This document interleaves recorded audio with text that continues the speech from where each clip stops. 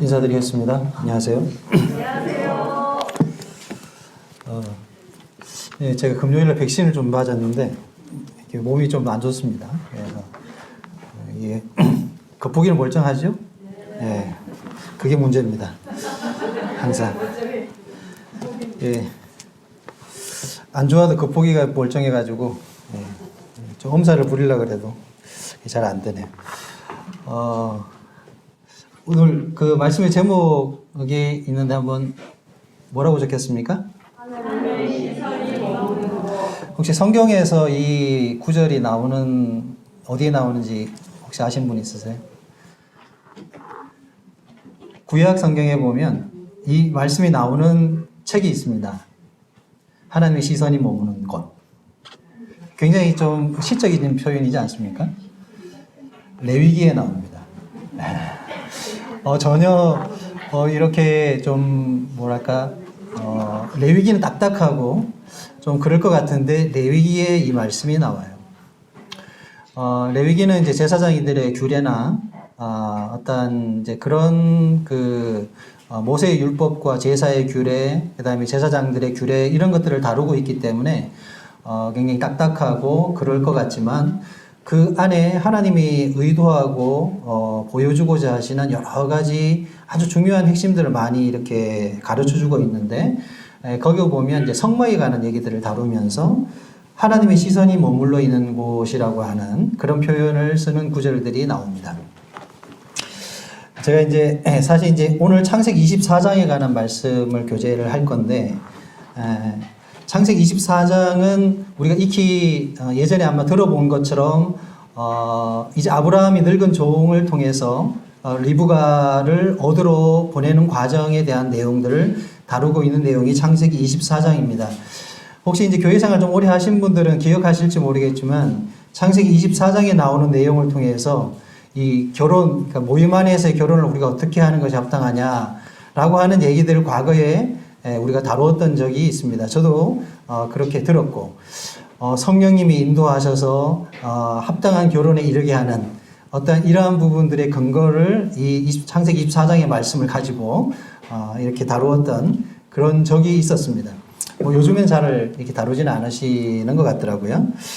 어쨌든 오늘 이제 창세기 24장을 통해서 제목을 이렇게 그 본문이 우리들에게 말하고자 하는 말씀의 뜻이 무엇인가에 대해서 여러 살펴보다가 주제가 여러 가지가 이렇게 나오더라고요. 중요한 핵심적인 단어들이 많이 나와요. 여기에 보면 권위도 나오고 순종도 나오고 질서도 나오고 뭐 이런 여러 가지 핵심적인 그 주제들이 등장을 합니다. 근데 여기서 가장 중요하게 흐르고 있는 하나의 어떤 그 맥이라고 해야 될까요? 이제 그것은 아브라함의 언약이 성취되어 가는 과정 속에서 여기에 인도함을 받는 어떤 사람들을 조명하고 있다라는 것을 이렇게 발견할 수 있게 되었습니다. 지금 이제 그 CTI 부원장으로 계시는 이제 최춘민 형제님이 쓴 논문의 책이 있어요. 헤세드라고 하는, 혹시 들어보신 적 있나요? 겁나 재미없습니다. 박사 논문을 아마 그거로 쓰신 것 같았는데 표지는 예쁘게 되어 있는데 제가 관심이 있어서 쭉 한 장 읽다 말았습니다. 그 책 이름이 헤세드예요.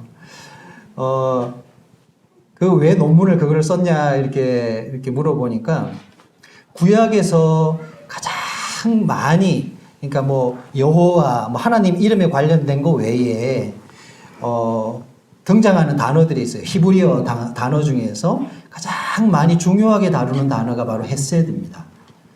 헤세드가 우리말로 번역하면 어떤 의미냐면 주로 자비, 긍휼, 은혜, 사랑, 인자 이런 단어들로 번역이 됩니다. 근데 오늘 우리가 나누게 될 창세기 24장의 헤세드라는 이 단어가 3번 등장을 하는데 12절, 27절, 49절. 근데 다 각자 다른 의미로 번역이 되어 있어요. 12절에는 은혜라는 단어로 되어 있고요. 그 다음에 27절에는 사랑과 성실 이런 의미로 번역이 되어 있고, 그 다음에 49절에 가서 보면 여기에는 뭐라고 되어 있냐면 뭐라고 되어 있죠? 인자로 이렇게 번역이 되어 있습니다. 우리가 이제 다 번역본들을 읽고 있다 보니까 여기 이제 헤세드라고 하는 단어를 주로 이제 긍휼과 자비, 인자 이런 뜻으로 번역을 해요.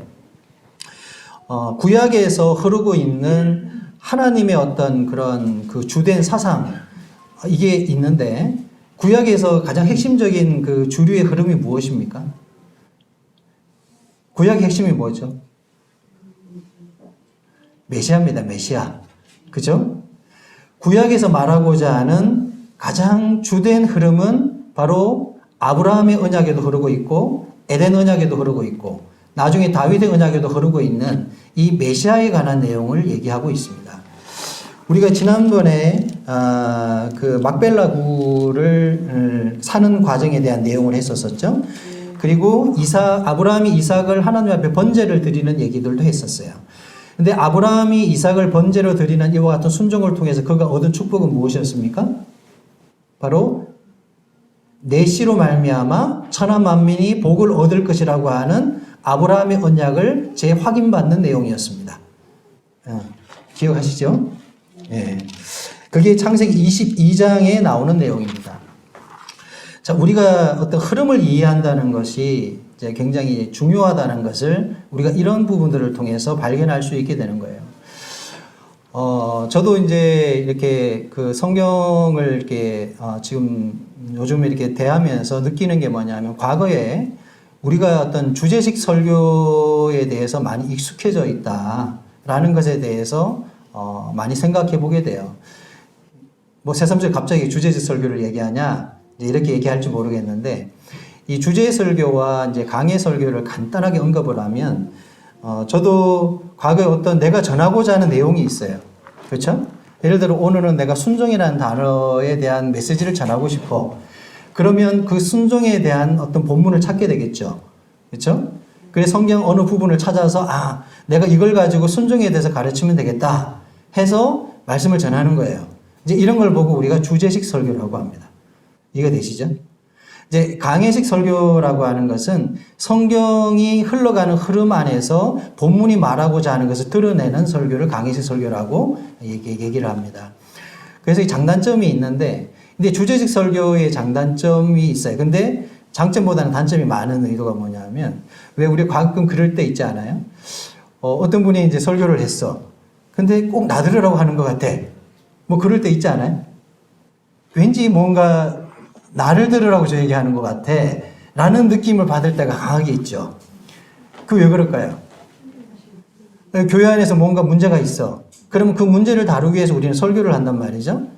그러다 보면 이게 다분히 의도가 깔릴 수밖에 없어요. 맞죠? 내가 생각하는 관심사가 그거니까. 그래서 주제적 설교 자체가 나쁜 게 아니라 잘못된 게 아니라 그것이 어떤 상황에 대한 부분들을 너무 자극할 수 있기 때문에 주제적 설교가 유익을 주기보다는 뭔가 불편함을 던질 수도 있다라는 것이죠. 근데 이제 강해 설교라는 게 그런 거잖아요. 우리가 어떤 지금 창세기를 저도 이제 이렇게 말씀을 교제해 오고 있는데 창세기에서 흐르고 있는 하나님의 뜻이 뭔가를 우리가 발견해 가고 있는 것. 결국에는 성경이 무엇을 말하는가를 드러내는 이것이 우리가 하는 신앙의 최종적인 목적이고 우리가 말씀을 배우는 어쩌 보면 궁극적인 목표일 수 있다. 사람을 변화시키는 것은 사람의 뜻이나 의도가 아니죠. 결국에는 하나님이 뜻이 드러나게 되면 그 뜻이 나의 삶을 변화시키고 나의 삶을 움직이는 동력을 제공한다라고 믿습니다.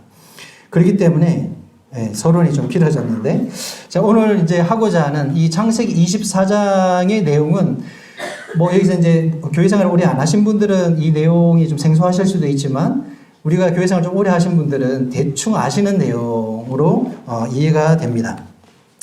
그래서 하나님의 시선이 머무는 곳이라고 하는 이제 주제를 가지고 주의 인도하심을 경험하라 이렇게 부제를 이렇게 붙였습니다. 자, 우리는 모두가 주님의 인도함을 받고 살고자 합니다. 그리고 주님이 원하시는 길에 서 있기를 원하고 주님이 뜻하시는 그런 방법대로 내 삶에 드려지기를 소원하고 있습니다. 근데 이런 방식이 다 틀려요. 그렇죠? 우리가 주님을 섬겨가는 다양한 방식들이 있습니다. 그리고 한국 교회 안에 여러 교단들이 존재하죠. 그리고 지금은 우리 모임 안에서도 다양한 주류들이 이렇게 나타나는 걸 우리가 부정할 수가 없습니다. 예전에는 하나의 모임을 얘기했지만 절대 그렇지가 않죠. 그리고 세계적으로 이 브래들린의 스펙트럼도 굉장히 다양하다는 것을 우리가 이렇게 듣고 알고 있습니다. 같은 교회 안에서 다양한 생각들이 공존하고 있잖아요. 그렇죠? 우리가 하나만이 옳다라고 주장해서는 안 된다라고 이렇게 생각하고 성경이 그것을 말하고 있고 성경이 그것이 옳다고 여기는 그 순간이 우리는 그것을 함께 동의하고 그것을 인정할 때 그것이 결국에는 우리가 하나님을 올바로 섬기는 사람이 자세라고 생각이 들어집니다. 네. 자, 오늘 본문은 24장인데 1절부터 4절까지의 말씀만 먼저 보도록 하겠습니다. 같이 한번 읽어볼까요? 자, 1절에서 4절까지 읽겠습니다. 시작. 아브라함이 나이가 많아 늙었고 여호와께서 그에게 범사의 복을 주셨더라. 아브라함이 자기 집 모든 소유를 맡은 늙은 종에게 이르되 청하건대 내 허벅지 밑에 내 손을 넣어라. 내가 너에게 하늘의 하나님 땅의 하나님이신 여호와를 가리켜 맹세하게 하노니 너는 내가 거주하는 이 지방 가나안 족속의 딸 중에서 내 아들을 위하여 아내를 택하지 말고 내 고향 내 족속에게로 가서 내 아들 이삭을 위하여 아내를 택하라. 자, 이게 24장의 이 서론적인 내용입니다. 자, 하나님께서 이 아브라함의 언약을 맺으셨죠. 그리고 이 땅을 내 씨를 통해서 주겠다라고 약속을 했습니다. 그래서 아브라함은 이 가나안 땅에 있는 여인을 이삭의 아내로 취하지 않고 자기의 무엇입니까? 자기의 고향으로 가서 자기의 동족에게서 아내를 취할 것을 이렇게 원하고 있죠. 근데 이 일을 누구에게 맡기냐 하면 늙은 종에게 이 일을 위탁하고 있는 것을 볼 수가 있어요. 근데 이 늙은 종은 누굴까요? 늙은 종 이름이 나옵니까? 자, 학자들은 이 늙은 종을 창세기 15장 1절에 나오는 인물로 그렇게 분별을 합니다. 창세기 15장 2절에 보면 아브라함이 이르되 주 여호와여 무엇을 내게 주시려 하나이까? 나는 자식이 없사오니 나의 상속자는 이 다메섹 사람 엘리에셀이니이다. 이렇게 말씀이 기록되어 있어요. 대부분 이 부분에 대해서 다른 이견을 얘기하지 않습니다.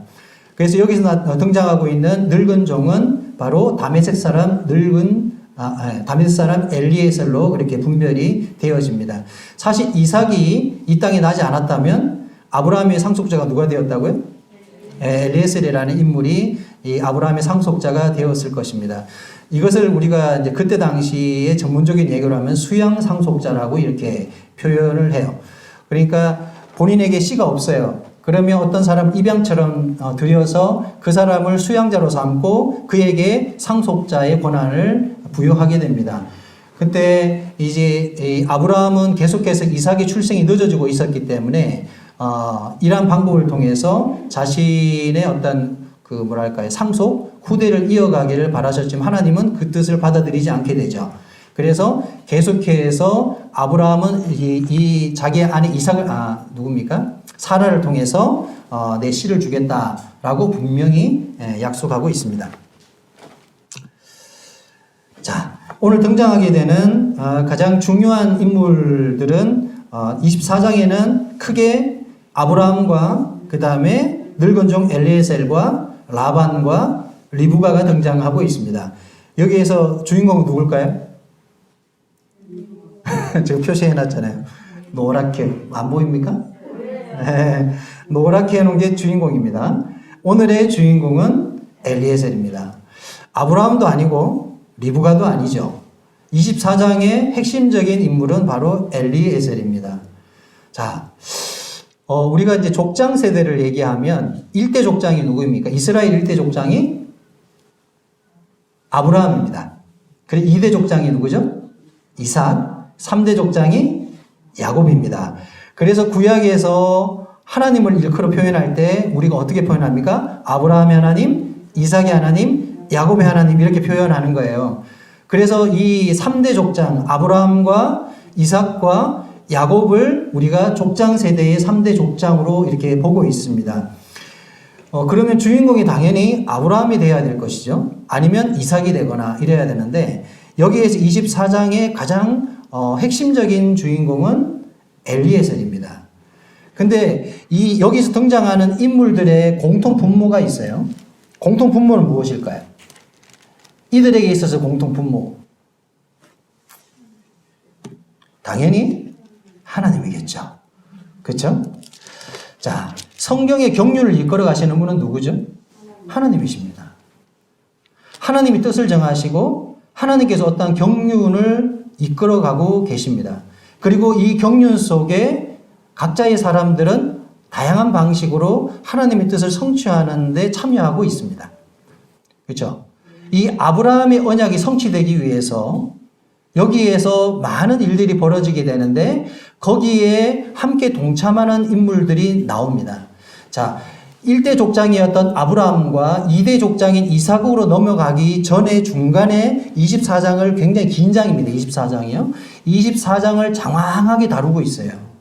근데 왜 이렇게 긴 내용들을 다루고 있을까? 단순히 이삭의 아내인 리브가를 데려오는 아름다운 얘기를 하고 싶어서 얘기를 했을까?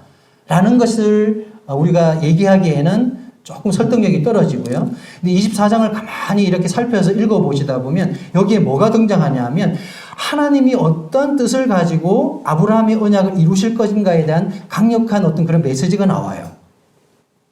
자, 우리 말씀을 한번 보겠습니다. 24장 7절 말씀을 한번 보십시오. 성경을 열으셔가지고 24장 7절 찾으셨나요? 같이 한번 읽어볼까요? 7절 시작. 하늘의 하나님 여호와께서 나를 내 아버지의 집과 내 고향 땅에서 떠나게 하시고 내게 말씀하시며 내게 맹세하여 이르시기를 이 땅을 내 씨에게 주리라 하셨으니 그가 그 사자를 너보다 앞서 보낼지라. 내가 거기서 내 아들을 위하여 아내를 택할지라. 맹세하여 이르기를 이 땅을 내 씨에게 주리라 하셨으니 아브라함의 마음속에는 항상 하나님이 자신에게 하셨던 그 약속에 대한 생각을 계속 품고 살아가고 있습니다. 자, 이것을 누가 강력하게 지지하고 있냐 하면 오늘 여기서 주인공으로 등장하고 있는 이 늙은 종 엘리에셀이 이 아브라함이 품고 있었던 하나님과의 이 언약에 대한 것을 성취하기 위해서 자신이 어떤 모양으로 이 맹세에 참여하고 있는지를 잘 이렇게 설명해 주고 있다는 것이죠. 자, 그래서 제가 이 헤세드라고 하는 얘기를 잠깐 언급했는데, 뭐, 인자나 자비, 뭐, 이런 단어들로 번역이 되는데, 구약의 이 헤세드라는 단어가요, 굉장히 다양한 의미로 번역이 됩니다. 그러니까, 구약 성경 전체에 흐르고 있는 주된 어떤 흐름과 사상이라고 생각하면 되는 거예요. 그래서 어떤 학자들은 이 헤세드를 가장 아름답게 번역하면 어떻게 번역할 수 있을까라고 해서 이 번역의 내용을 충성스러운 사랑 내지는 언약의 충성 이런 뜻으로 번역을 이렇게 합니다. 충성스러운 사랑 무슨 의미일까요? 언약으로의 충성 이게 뭐죠? 그러니까 이 헤세드가 단순히 자비나 인자 이런 것을 말한다기보다는 하나님께서 어떤 사람에게 은혜를 베푸셔요. 그렇죠? 어떤 사람에게 은혜를 베푸는데 그 은혜를 베푸는 이유가 뭔지를 설명하는 거예요. 자, 여기 보면 늙은 종이 나중에 그런 고백을 하거든요. 하나님께서 나에게 형통한 길을 주사 이런 표현을 써요. 은혜거든요. 근데 그 은혜를 베푸신 이유가 뭐냐 이 말이에요. 늙은 종은 충성했거든요. 자기 주인 아브라함의 그와 같은 위임을 받아서 리브가를 얻어오는 일에 최선을 다했고 충성했습니다. 맞죠? 그러니까 이 늙은 종은 아브라함에게 충성한 것은 맞지만 하나님께 이 모든 과정에 개입하시며 도우셨거든요. 그렇죠? 근데 하나님은 이 늙은 종을 통해서 무엇을 드러내기를 원하셨던 거죠? 자신의 뜻을 이루어 가기를 원하셨다는 거예요. 하나님은 자기의 뜻을 성취해 가는 과정 속에서 어떤 인물들을 사용하고 계신다는 것이죠. 그래서 이 헤세드라고 하는 이 자비라고 하는 이 헤세드라고 하는 의미가 충성스러운 사랑 그런 뜻으로 번역이 될 수 있다는 거예요. 그러니까 언약의 충성. 그러니까 아브라함의 언약을 이루기 위해서 하나님께 정하신 이 언약을 이루어 가는 과정 속에서 충성하는 이 부분에 순종하는 인물들이 하나님의 은혜를 경험한다. 좀 말이 어렵네. 네, 하나님의 자비와 긍휼을 경험하고 산다 이런 뜻이에요. 자, 여러분들은 어떻습니까? 자, 우리가 삶에서 주님의 은혜를 경험하죠. 그렇죠? 매 순간 우리는 주님의 자비와 긍휼을 경험하고 살아갑니다. 근데 이 하나님께서 내게 은혜를 베푸시는 이유가 뭘까요? 여러분의 삶 속에서 하나님의 긍휼과 자비, 은혜를 베푸시는 이유가 무엇입니까? 단순히 여러분의 삶의 복지와 여러분의 삶의 어떠한 그 행복만을 위할까요? 아닙니다. 궁극적, 이것은 1차적인 이유일 수는 있어요. 근데 최종적이고 궁극적인 것은 바로 하나님 나라의 확장을 위해서 우리를 세워가시는 과정 속에 있는 거예요. 우리의 어떤 기독교적인 세계관 자체가 이렇게 작은 것에 머물러 있게 되면 그냥 우리의 행복, 우리의 복지, 그리고 우리의 만족, 이런 것에 머물러 있을 수 있지만 결국에는 하나님이 바라시는 뜻은 예수 그리스도로 말미암아 과도기적인 어떤 하나님의 나라를 이루어 가시는 이 땅에서 이 교회가 하나님의 영광을 드러내고 하나님의 나라가 확장되어 가는 것에 우리가 쓰임 받기를 원하시는 거예요. 이해가 되시죠? 근데 우리가 이 생각에 미치지 못하게 되면 자기의 삶에 머물러 있게 되는 거예요.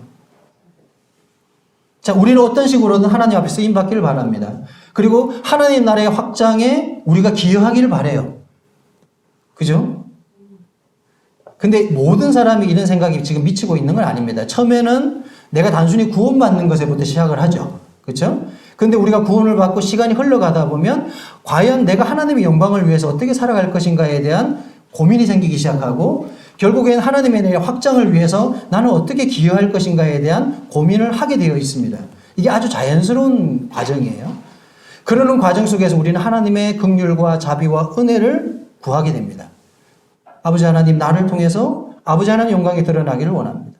나를 통해서 하나님 나라가 확장되는 데 있어서의 그와 같은 삶이 드러나기를 바랍니다. 그래서 나의 삶에 은혜를 베풀어 주십시오. 이것이 바로 하나님의 뜻을 구하는 기도죠.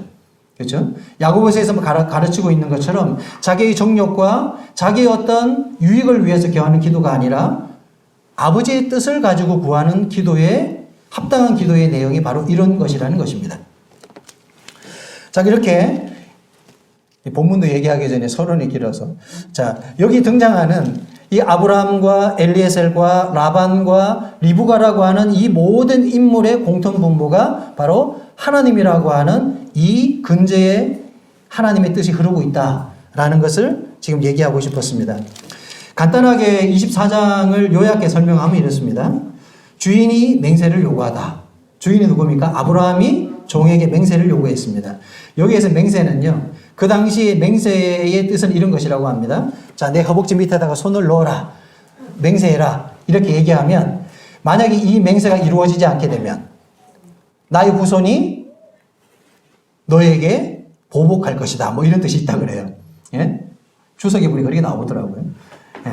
그러니까 이 맹세는 굉장히 중하고 엄중한 그러한 의식이라는 거예요. 단순히 우리가 맹세해 뭐 이런 단순한 의미가 아니라 이 맹세는 운명을 거는 얘기였다는 거죠. 그렇죠? 그래서 주인이 이 엘리에셀에게 맹세를 요구했어요. 근데 엘리에셀이 기쁨으로 이 맹세를 받아들입니다. 그래서 종에게 모든 자기 아들의 결혼의 문제, 리브가를 그러니까 아내를 얻어오는 일에 대한 것을 위임하게 됩니다. 그리고 종이 맹세에 참여하게 되죠. 기쁨으로. 제가 이 종이 함께 참여하겠습니다. 이 맹세에 참여하겠습니다 하고, 그리고 종이 하나님을 신뢰합니다. 자, 종의 기도를 가만히 들어도 보면요, 뭐라고 얘기를 하냐면 하나님께서 나의 주인 아브라함의 하나님이여 이렇게 표현하면서 나를 순적하게 인도하사 이 일이 형통하게 이루어지기를 바라나이다 하면서 하나님 앞에 간절히 기도합니다. 그래서 종이 하나님을 절대적으로 신뢰하고 나아가요. 그러고 나서 또 종이 지혜롭게 행합니다. 자, 우리 24장 12절 한번 볼까요? 12절부터 14절까지 제가 한번 읽어보겠습니다. 자, 눈으로 한번 보십시오. 24장 12절부터 14절까지. 그가 이르되, 그는 바로 엘리에셀 늙은 종을 말합니다. 그가 이르되, 우리 주인 아브라함의 하나님 여호와여 원하건대 오늘 나에게 순조롭게 만나게 하사 내 주인 아브라함에게 은혜를 베푸시옵소서.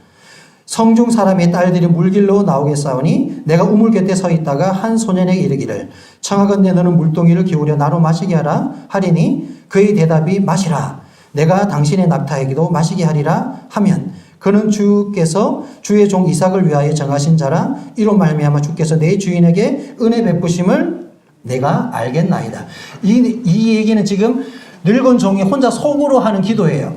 예? 그쵸? 이 내용을 요약하면 어떤 겁니까? 내가 우물가에 가서 이렇게 상황을 설명한 거죠. 우물가에 만약 가가지고 어떤 여자를 만났어. 소녀를 만났는데 그 소녀에게 나한테 물 좀 마시게 하라 이렇게 얘기를 했는데 그 소년이 물을 마시게 할 뿐 아니라 또 뭐라고요? 당신의 낙타까지도 내가 마시게 하겠습니다. 라고 이렇게 나온다면 이것이 아버지의 뜻인 줄 알겠습니다. 이런 걸 보고 우리가 증흠이라고 합니다. 증흠. 근데 이 말씀 잘못 오해하면 안 됩니다. 우리가 매 순간마다 이렇게 하나님의 뜻을 분별하면 안 되는 거예요. 응? 예전에 어떤 분이 그랬다잖아요. 오늘의 하나님의 뜻이 무엇입니까? 성경책을 딱 펼쳐가지고 나오는 말씀을 하나님의 뜻으로 알겠습니다. 그래서 딱 펼쳤더니, 응? 네. 이렇게 하는 거는 정말 무서운 거고 잘못된 겁니다. 지금 이것은 어떤 과정 속의 한 부분인 거예요. 그냥 우리가 어떻게 우연히 보는 그런 게 아닙니다. 그렇죠? 맹세가 있었고 그리고 하나님 앞에 이 뜻을 쫓아 출발했고 기도했고 그 과정 속에서 하나님의 인도를 구하고 있는 과정 속에 나오는 내용이죠. 우리가 매 순간마다 주님 이쪽으로 갈까요? 저쪽으로 갈까요? 예? 동전을 던져가지고 앞이 나오면 제가 이쪽으로 가고 뒤가 나오면 이쪽으로 가겠습니다. 이렇게 하면 안 된다는 거예요. 이것은 우리가 아주 이게 성경을 단편적으로 이해하는 거죠. 우리 하나님 뜻을 그렇게 구하는 게 아니라는 거죠. 그렇죠? 많은 것을 살펴서 그리고 이것이 우리의 삶의 전체가 하나님을 위한 방향으로 가고 있다고 하는 어떤 확신 속에서 이러한 어떤 세세한 물음들을 던지는 것입니다. 그렇죠? 근데 이런 게 없다면 조심하셔야 되겠죠. 자, 이렇게 해가지고 자, 이렇게 나오면 이것이 하나님의 뜻으로 알겠습니다. 했는데 실제로 말이 끝나자마자 말을 마치게 되기 전에 누가 등장하냐 하면 리브가가 등장을 해요. 이삭이 아닌 리브가잖아요. 리브가가 딱 등장해가지고 그래서 이 종이 얘기하잖아요. 나로 물을 좀 마시게 할 수 있습니까? 라고 물으니까 아유 예 하고 물을 떠다 줘요. 그러자마자 리브가가 뭐라고 얘기합니까? 아, 당신의 낙타한테도 제가 물을 마시게 하겠습니다. 그때 몇 명의 낙타를 끌고 간지 아십니까?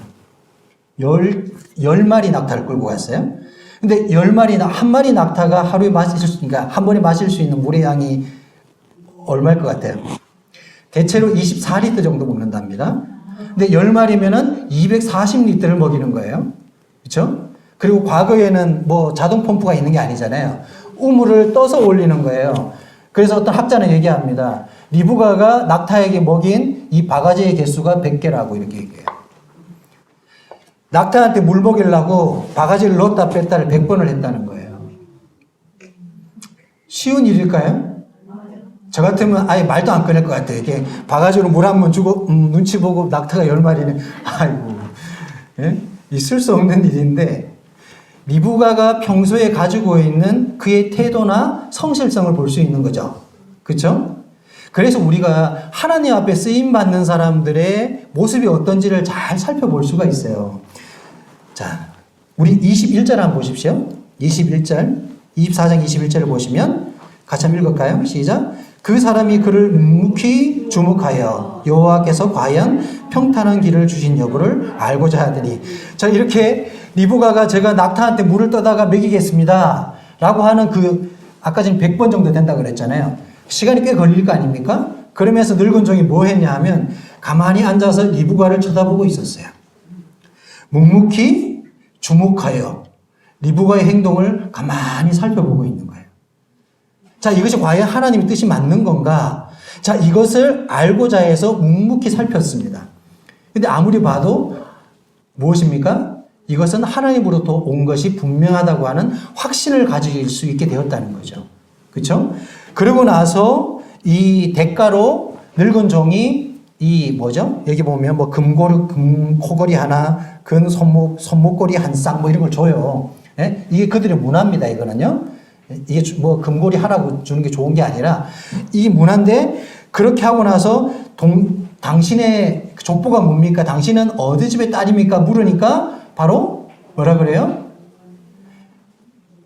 24절에 나오죠. 그 여자가 그에게 이르되 나는 밀가가 나홀에게서 낳은 아들 부두엘의 딸입니다. 참 놀랐지 않습니까? 자, 가장 가까운 친족을 만난 거예요. 맞죠? 여기에서 아브라함의 동생이었던 나홀, 그렇죠? 나홀의 아들이었던 부두엘, 그리고 부두엘의 딸이 바로 리브가거든요. 그러니까 아브라함한테 리브가는 어느 정도 되는 거죠? 손녀뻘 되는 거예요. 족보상. 이게 좀 어려워요. 이게 보면 보통 이게 아브라함도 자식을 늦게 낳았고 다 늦어요. 결혼도 늦어요. 이러다 보니까 한 세대씩 밀립니다. 그래서 이삭은 리브가하고 결혼을 하는데 촌수로 따지면 삼촌뻘 되는 거예요. 이해가 되시죠? 근데 여기에서 가장 가까운 친족을 만나는 거예요. 이럴 확률이 얼마나 될까요? 720km 떨어져 있는 곳에 낙타 끌고 가가지고 어떤 우물에서 기도하고 아브라함의 가장 가까운 친족을 만날 수 있는 확률 얼마일까요? 확률로 가능할까요? 거의 확률이 없습니다. 이 확률이라는 게요. 그렇죠? 자, 여기에서 누가 개입하고 있는 거죠? 하나님이 개입하고 있다는 것을 우리가 누구도 부정할 수 없는 거예요. 이 부분은. 이게 바로 모든 사람이 이것은 하나님의 뜻입니다라고 고백할 수 있는 상황이라는 거죠. 그렇죠? 그래서 여기에 보면 자, 50절에 가보십시오. 50절, 24장 50절을 같이 한번 읽겠습니다. 같이 한번 읽어볼까요? 시작. 라반과 부두엘이 대답하여 이르되 이 일이 여호와께로 말미암았으니 우리는 가부를 말할 수 없느라. 자, 이 내용은 이 엘리에셀이 라반의 집에 들어가게 됩니다. 리브가를 따라서 가서 똑같은 얘기를 또 설명해. 자기가 어떻게 해서 자기 이 라반의 여동생인 리브가를 만나게 되었는지 전후 사정을 자세하게 설명합니다. 그렇죠? 똑같은 내용이 나와요. 설명을 가만히 부두엘하고 라반이 이 얘기를 딱 들으니까 뭐라고 생각했겠어요? 이거는 하나님이 개입하지 않고서는 도저히 일어날 수 없는 일이라고 생각한 거예요. 그래서 이건 가부를 논할 수 있는 부분이 아니다 라고 얘기하게 되죠. 그렇죠? 부두엘이나 라반이 훌륭한 사람은 아닙니다. 네? 나중에 우리가 라반을 알잖아요. 라반은 장깨를 잘 부리고 욕심이 많은 사람이에요. 그러니까 이 사람들이 모두가 훌륭한 사람은 아닌 건 맞아요. 그럼에도 불구하고 그들의 모든 입을 통해서 이것은 여호와로 말미암았다라고 고백하는 상황이 드러난다는 것이죠. 그래서 24장의 주된 주제는 뭐냐 하면 여호와께로 말미암았으니라고 말할 수가 있습니다. 사실은. 그렇죠? 자, 시간이 없는데. 네. 자, 이렇게 해서 엘리에셀 종이 하나님의 인도하심을 경험하게 됩니다. 제가 처음에 주제를 뭐라고 했습니까? 하나님의 시선이 머무는 곳을 그랬죠. 그래서 부제를 주의 인도하심을 경험하라 이렇게 얘기했습니다. 자, 엘리에셀은 지금 뭘 경험했습니까? 엘리에셀 뭘 경험했죠? 하나님의 인도하심을 경험했습니다. 중간중간 엘리에셀이 하나님을 찬양하는 내용들이 나와요. 이것은 정말 하나님께서 하신 일입니다. 정말 하나님께서 이 일을 이루셨군요. 하나님을 높여드립니다. 하나님을 찬양합니다. 나의 주인 아브라함의 하나님이여 당신을 찬양합니다. 이런 내용들이 여러 차례 나옵니다. 자, 이게 뭐냐 하면 하나님의 인도함을 경험하는 사람의 그 축복. 자, 우리가 매 순간마다 정말 내가 하나님 앞에 쓰임받고 있고 내가 하나님이 뜻하신 길로 같이 가고 있다고 하는 확신이 들 때 느끼는 그런 희열 같은 게 있어요. 그리스도인들이 행복할 때가 무엇입니까? 아, 내가 정말 하나님 앞에 쓰임받고 있구나. 그리고 내가 하나님과 동일한 생각을 하고 있고 하나님의 뜻과 내 삶이 같이 가고 있구나라는 것을 확신하게 될 때 그때 희열이라는 걸 느낍니다. 단순한 이 땅에서 느끼는 그런 어떤 인간적인 만족 이런 차원을 뛰어넘는 것이죠. 그렇죠? 자, 앞에서 말했지만 이 엘리에셀이 자기 주인 아브라함을 어떻게 표현하고 있는지 이제 두 구절을 제가 언급했는데 우리 주인 아브라함 하나님 여호와여. 이 엘리에셀이 표현하는 말이에요. 나의 주인 아브라함 하나님 여호와여. 자, 이 표현을 잘 보십시오. 엘리에셀이 가지고 있었던 평소의 자세를 잘 볼 수 있어요. 나의 주인 아브라함의 하나님 여호와여. 하나님 여호와여 이렇게 얘기하지 않고 아니면 또는 나의 주인이여, 나의 주인 뭐 이렇게 끊어서 얘기하지 않고 나의 주인 아브라함의 하나님 여호와여, 이 표현은 자, 우리 잘못 생각하면 그런 거예요. 자기를 빼놓고 그냥 아브라함의 하나님인 여호와를 칭송하는 것처럼 보입니다. 근데 이 표현을 가만히 보면 두 가지 의미가 담겨 있어요. 첫째, 엘리에셀이 아브라함을 어떤 마음으로 대하고 있는지 이거 하나 드러나고, 두 번째, 이 엘리에셀이 아브라함을 통해서 하나님을 어떻게 경외하고 있는지를 드러내고 있습니다. 그렇죠? 굉장히 아름다운 장면이죠. 자, 이렇게 되려고 하면 어떻게 했었어야 될까요? 아브라함은 자기 수양 상속자 다메섹에게 엄청난 신뢰를 보여줬습니다. 자, 우리가 어떤 그 권위와 순종을 얘기를 할 때, 그렇죠? 우리가 뭐 교회에서 그런 얘기 많이 하잖아요. 질서, 권위, 순종 이렇게 잘 얘기합니다. 근데 우리가 부모를 섬기는 거, 예를 들어서 나를 낳아준 어머니, 아버지를 존경하고 존중하는 것은 이거는 하나님이 정하신 룰이고 본성이에요. 그렇죠? 이건 질서에 해당하는 게 맞습니다. 이건 불변하는 거예요. 내 아버지, 내 부모가 아무리 잘못되어도 그 부모를 부정할 수 없는 것은 출생에 대한 질서인 거예요. 근데 우리가 영적인 질서는 조금 개념이 다릅니다. 영적인 질서는 이런 의미를 담고 있지만 여기에는 상호작용을 하고 있는 거예요. 자, 엘리에셀이 아브라함을 존중하고 아브라함의 이 하나님을 경외할 수 있었던 것은 아브라함의 삶을 통해서 드러났던 그 위대한 그 믿음의 행위가 결국에 이 다메섹 사람 엘리에셀에게 영향을 미쳤다는 걸 볼 수가 있죠. 그렇죠? 자, 그걸 잘 보여주는 장면입니다. 그래서 참된 권위와 참된 이 순종과 질서라고 하는 것은 이렇게 이루어질 때 가장 아름다운 것입니다. 신약은 더 정확하게 얘기합니다. 구약에서도 질서를 다루고 있지만 이러한 장면에서 정말 하나님이 원하시는 아름다운 권위가 무엇인지, 그리고 여기서 이루어지는 그러한 질서와 순종의 아름다움이 무엇인지 우리는 잘 볼 수가 있다는 것입니다. 자, 잠깐 리브가에 대한 부분을 언급하고 지나가겠습니다. 오늘 주인공은 엘리에셀인데 리브가도 중요하게 등장하고 있기 때문에 잠깐 얘기를 해볼게요. 자, 앞에서 얘기했던 것처럼 리브가의 평소의 태도가 어땠다고요? 어떤 사람이었을까요? 단순히 리브가가 뭔가 어떤 대가를 바라고 싶어서 이렇게 행동했을까요? 절대 그렇지 않습니다. 100번의 물동이를 길어가지고 우리 다야의 자매 할 수 있을까? 난 죽었다 깨어나도 못할 것 같다. 이 과거의 현숙한 여인의 기준은요, 일 잘하는 여인이 현숙한 여인이에요. 잠언에 나오는 현숙한 여인은 밤낮으로 일하고 열심히 사는 여자가 현숙한 여인이에요. 근데 지금 현대인의 현숙한 여인은 그런 여인은 아닙니다. 조금 다른 의미예요. 어찌됐든 이렇게 리브가는 평소에 굉장히 올곧고 성실한 태도를 갖고 있던 사람이었어요. 그렇죠? 이런 사람이 2대 족장 이삭의 아내가 되었습니다. 이해가 되십니까? 네. 그리고 나중에 리브가가요, 자기 아버지 그리고 라반이 이제 혼주 역할을 했는데 라반이 가부를 말할 수 없다. 그럼 데려가시오. 여호와의 명대로 데려가가지고 이삭의 아내를 삼으시오. 이렇게 보내려고 그래요. 그리고 그러면서 묻는 얘기가 있죠. 서운하니까 한 뭐 며칠이든 아니 10일이든 머물러 두고 좀 이 아쉬움을 좀 달래다가 가면 안 될까요? 이렇게 얘기를 하죠. 그러니까 엘리에셀이 뭐라고 얘기해요? 하나님께서 형통한 길을 확신을 줬는데 주저할 필요가 뭐가 있습니까? 저는 빨리 돌아가서 나의 주인 아브라함에게 이 기쁜 소식을 알리고 싶습니다. 이렇게 얘기를 해요. 근데 여기서 누구의 의사가 중요할까요? 그렇죠. 당사자의 의사가 중요하잖아요. 그래서 리브가를 불러요. 자, 리브가, 너는 어떻게 생각하니? 보통 이러면은 리브가 어떻게 나와야 돼요?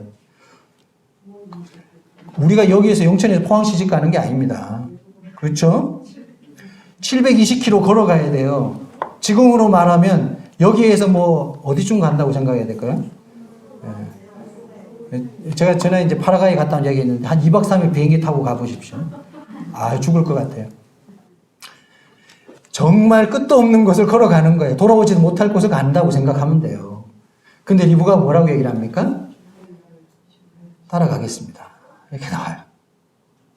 자, 리브가도 모든 상황이 하나님께로 말미암았다는 것을 확신했던 거예요. 그렇죠? 그러니까 리브가의 평소의 어떤 태도, 자세 이런 거를 우리가 잘 볼 수 있습니다. 그렇죠? 하나님께서 어떤 사람들을 사용하시고 어떤 사람을 통해서 자신의 뜻을 이루어 가시는지를 우리는 이런 장면들을 통해서 잘 볼 수가 있습니다. 자, 이거 앞에서 말씀드린 거고요. 자, 우리 50절 말씀 한번 읽어볼까요? 51절. 51절과 52절 읽겠습니다. 24장 찾으셨나요? 네. 자, 같이 읽어보겠습니다. 시작. 리브가가 당신 앞에 있으니 데리고 가서 여호와의 명대로 그를 당신의 주인 아들의 아내가 되게 하라. 아브라함의 종이 그들의 말을 듣고 땅에 엎드려 여호와께 절하고. 자, 여기에서 중요한 단어가 등장합니다. 여호와의 명대로 이렇게 얘기해요. 자, 리브가를 어디로 보낸 주체가 누구였죠? 누가 맹세를 요구했습니까? 아브라함이 했죠. 아브라함이 자기 늙은 종에게 맹세를 요구했어요. 그러니까 이 뜻은 누구의 뜻이었습니까? 아브라함의 뜻이었죠. 근데 여기에서 라반과 부두엘이 뭐라고 고백하고 있냐면 리브가가 당신 앞에 있으니 데리고 가서 여호와의 명대로 이렇게 얘기를 합니다. 이것이 어떤 의도된 표현인지 아니면 어떤 다른 의도가 있는 건지 잘 모르지만 그들의 입을 통해서 자연스럽게 나오는 얘기가 있어요. 이 모든 것은 인간적인 관점에서 이루어진 게 아니라 하나님으로 말미암았다는 것에 대한 강력한 그런 표현들을 하고 있는 거죠. 그러자마자 이 엘리에셀이 어떤 자세를 보입니까? 이 얘기를 듣고 아브라함의 종이 그들의 말을 듣고 땅에 엎드려 여호와께 절했다. 아브라함은 그러니까 이 엘리에셀이요. 늙은 이 종이 하나님의 인도함을 경험하는 이 순간순간마다요. 굉장히 벅찬 그런 경험들을 하고 있는 거예요. 그렇죠? 자기는 주인의 이 맹세를 순종했는데 그렇죠? 근데 그 순종하는 과정 속에서 엘리에셀이 뭘 경험하고 있는 거예요? 하나님을 경험하고 있어요, 지금. 그렇죠? 그러니까 누굴 높여드리는 거예요? 하나님을 지금 경외하고 하나님을 경배하고 지금 주님의 이름을 계속해서 높여드립니다. 이것이 바로 각자의 역할은 다르지만 하나님 앞에 인도함을 받는 사람들의 그 아름다운 면면들을 우리가 볼 수 있는 장면들입니다. 자, 이 말씀도 앞에 있는 말씀을 읽겠습니다. 자, 시작. 여호와께서 내게 형통한 길을 주셨으니 나를 보내어 내 주인에게로 돌아가게 하소서. 24장에 형통한 길, 형통하다 이런 표현들이 또 여러 번 등장하는데요. 자, 여러분 형통하다는 뜻이 무엇일까요? 아, 뭐가 형통하게 잘 되었어. 이렇게 표현하는데 여기에서 형통의 의미는 무엇일까? 문맥적으로. 위에 적어놨죠. 하나님의 뜻으로 귀결되는 것을 형통이라고 말할 수가 있습니다. 자, 여러분들이 어떤 상황을 만났을 때 그런 순간에 뭐가 잘 됐어요. 아, 정말 형통한 상황이 되었어. 주님께서 형통한 길을 우리한테 보여주셨어. 이렇게 말할 때 그 형통의 의미는 곧 하나님의 뜻으로 귀결될 때 합당한 의미의 형통입니다.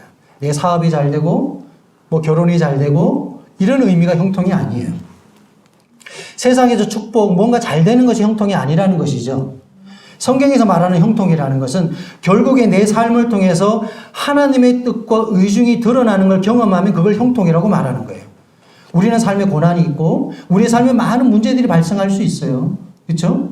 내 뜻대로 왜 그리스도인들이 이렇게 살아야 됩니까? 내 삶에 왜 이렇게 고난이 있습니까? 제가 처음에 예전에 이제 그 아브라함에 관한 얘기를 하면서 고난이 있는 삶이라는 교재를 한 적이 있었습니다.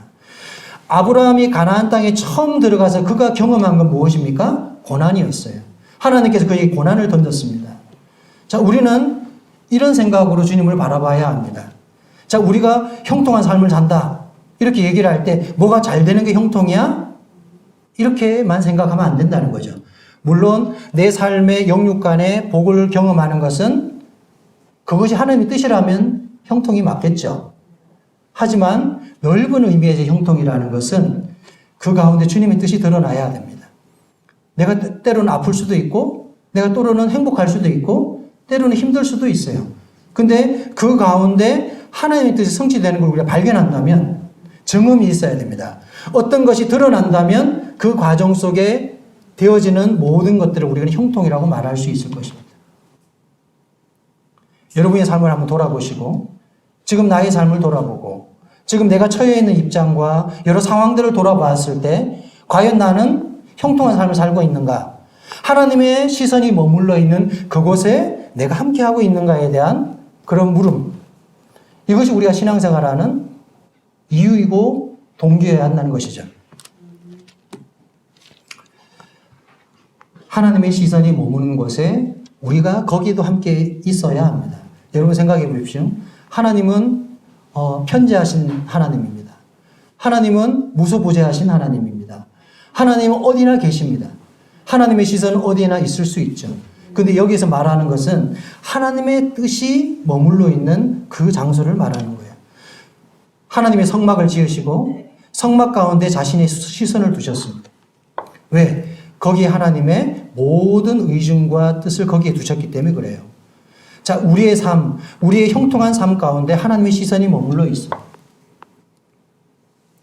자, 우리의 시선도 그 시선과 함께 따라가기를 바라고, 여기에 오늘 우리가 다루었던 엘리에셀이라고 하는 늙은 종. 자, 그 생각을 해봤습니다. 사실 이삭이 출생하지 않았으면 아브라함의 모든 재산이 누구 거였어요? 엘리에셀 자기 거였어요. 인간적으로 보면요, 이삭을 질투하고 이삭을 굉장히 싫어했었어야 돼요. 인간적 관점으로 보면 그래요.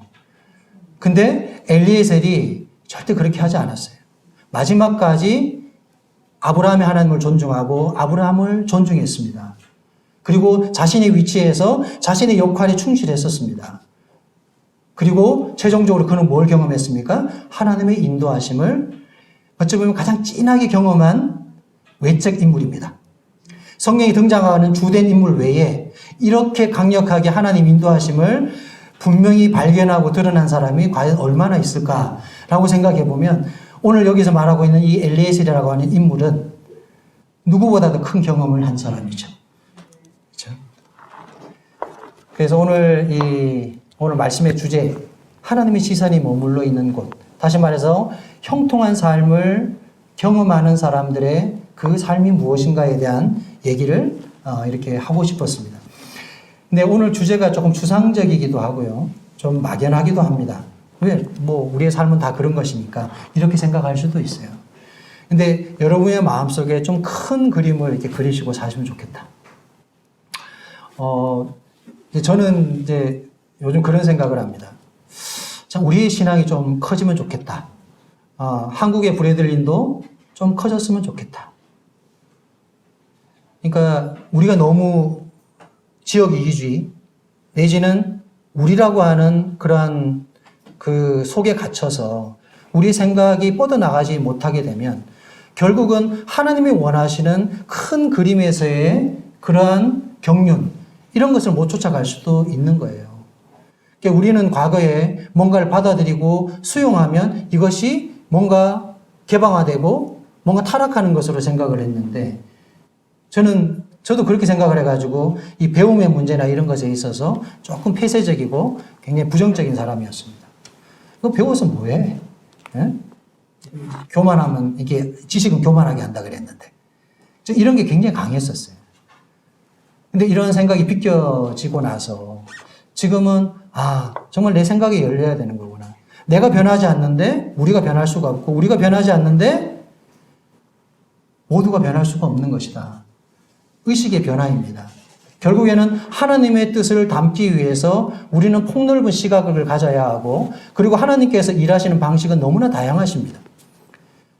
그럼에도 불구하고 우리는 우리의 생각과 우리의 방식으로 하나님의 뜻을 제안하고 가두려고 하는 이러한 속 좁은 신앙을 할 수가 있다는 것이죠. 하나님의 뜻이 머물러 있는 것이 무엇인가에 대한 것은 우리가 끊임없이 고민해야 되는 숙제이기도 합니다. 그러기 위해서 우리 고민해야 되고, 같이 이제 이런 부분들을 살펴가면서 성경의 전체에서 흐르고 있는 하나님의 경륜이 무엇인지를 우리가 이해할 필요성이 있다라고 생각을 했습니다. 조금 막연한 얘기를 했지만 그렇다고 거창한 삶을 살아라는 게 아닙니다. 모든 사람이 다 거창하게 사는 거 아니에요. 주님이 주신 자신의 분량 안에서 그런 경험을 해보시기를 바랍니다. 그리고 정말 주님 앞에 기도하시고 소원하시고 부족하고 초라한 나의 삶이지만 그런 중에서도 내가 정말 하나님을 쫓아가고 있고 하나님의 시선이 머물러 있는 곳을 향해서 같이 가고 있다고 하는 그런 확신을 경험하기 위해서 그렇게 기도하시고 하나님 앞에 소원을 가지셨으면 좋겠다. 자, 이렇게 바라봅니다. 오늘 말씀은 여기까지 하겠습니다. 감사합니다.